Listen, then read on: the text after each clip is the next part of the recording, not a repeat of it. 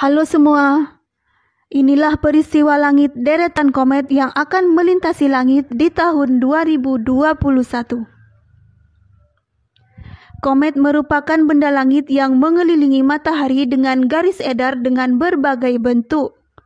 Fenomena melintasnya komet hanya dapat dilihat dengan teleskop minimal ukuran 8 inci. Jika memiliki benda tersebut, kemungkinan besar dapat melihat jajaran komet yang berjatuhan di tahun 2021 ini.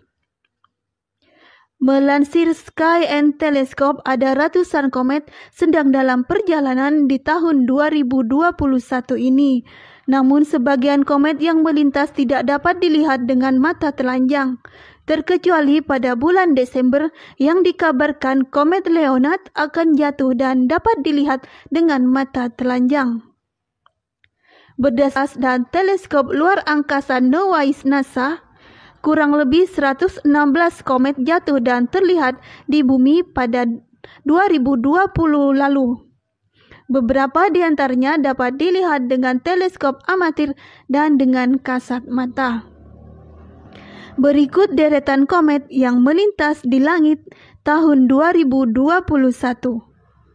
Namun sebelumnya mohon dukungannya agar channel ini lebih bermanfaat dengan cara di like, komen, dan di subscribe.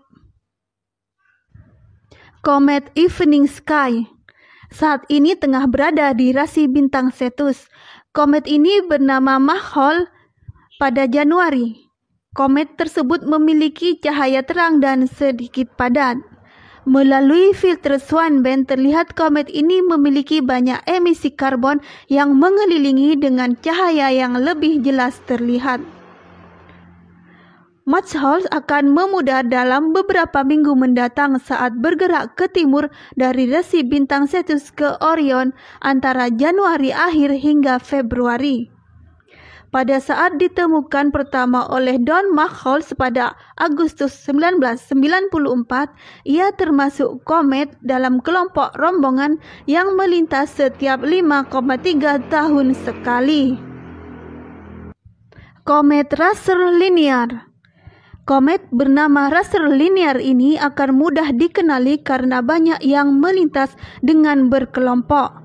Komet ini dapat dilihat di antara bulan Januari hingga Februari.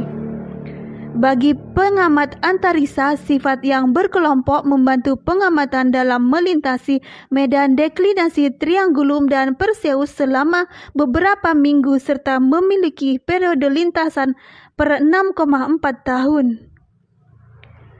Russell Linear memudar perlahan dalam beberapa minggu mendatang, akan tetapi dapat terlihat dalam ukuran 10 inci hingga setidaknya pada pertengahan Februari. Komet Schwarzmann-Waxman. Komet ini mengalami rata-rata 7,3 kali ledakan setiap tahun dengan beberapa ledakan cukup terang untuk dilihat di teleskop 6 inci. Ini merupakan komet paling jauh yang sulit untuk diakses oleh pemburu komet amatir. Sky and Telescope melihat komet tersebut 10 kali lebih dalam kurun waktu 25 tahun terakhir. Selama terjadi ledakan, objek yang tersebar tampak kecil dan sangat padat seperti planet nebula. Komet ini akan melintas pada Januari, Maret awal, dan kembali terlihat pada Juli awal. Komet ini pernah terlihat pada tanggal 14 Januari yang lalu. Komet Neowise. Komet ini ditemukan pada 3 Januari lalu dalam foto yang diambil dengan teleskop antariksa. Komet ini akan mencapai perihelion pada tanggal 22 Januari dan lewat mendekati bumi pada 3 Februari. Neowise diperkirakan akan mencapai puncak kecerahan berkekuatan 10 magnitudo pada pertengahan bulan Februari. Menurut pengamat komet asal Australia, Michael Matthieso, ia menggambarkan komet terkondensasi lemah dan melintas ke arah bumi selatan dengan cepat ke arah barat laut. Komet Neowise akan terlihat dari bumi pada akhir bulan Januari. Komet Atlas. Komet Atlas sempat terlihat pada awal Januari. namun tidak terlihat karena bias sinar matahari. Atlas akan terlihat pada pertengahan Maret sampai April. Komet ini mengarah ke barat laut melintasi rasi bintang Aquila. Pada minggu ketiga bulan April diprediksi merupakan posisi terdekat dengan bumi, yaitu pada tanggal 23 April. Namun pemburu komet harus melihatnya dengan menggunakan teleskop 6 inch. Komet Pons-Winnick. Astronom Prancis Jean-Louis Pons menemukan komet ini pada bulan Juni 1819 dan kemudian ditemukan kembali pada Maret 1858 oleh astronom Jerman Friedrich Winnick. Pons-Winnick termasuk dalam keluarga komet Jupiter. Komet berperiode pendek dengan orbit utama ditentukan oleh planet Jupiter. Kemudian kembali pada periode 6,4 tahun sekali. Namun hingga kini komet Pons-Winnick belum pernah terlihat oleh para penangkap komet.